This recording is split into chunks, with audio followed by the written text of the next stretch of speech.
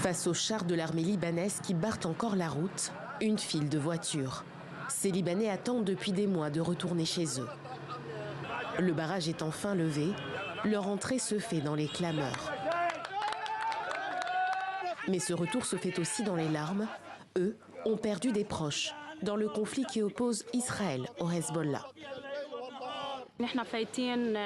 Nous revenons à Kfar Kila après près de 2 ans. Malgré les destructions, nous venons retrouver nos martyrs tombés il y a 3 mois et qui sont restés sur place.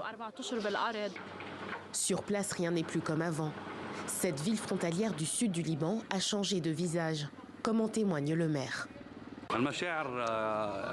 Nous gardons le moral, même si nous retournons dans un pays en ruine, les maisons et les oliveraies n'existent plus.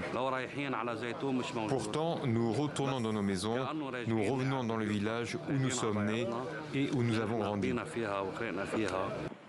Les troupes israéliennes avaient jusqu'à ce mardi pour se retirer du sud du Liban dans le cadre de l'accord de trêve avec le Hezbollah. Elles laissent derrière elles des paysages en ruine, les vestiges de la guerre.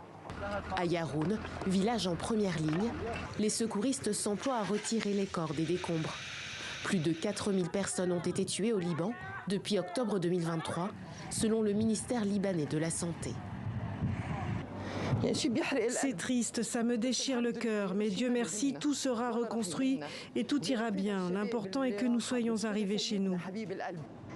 Les forces libanaises se sont déployées à la frontière pour encadrer le retour des habitants après plus d'1 an d'hostilité. Elles préviennent, le danger demeure. Israël a indiqué son maintien dans 5 positions frontalières stratégiques de la zone.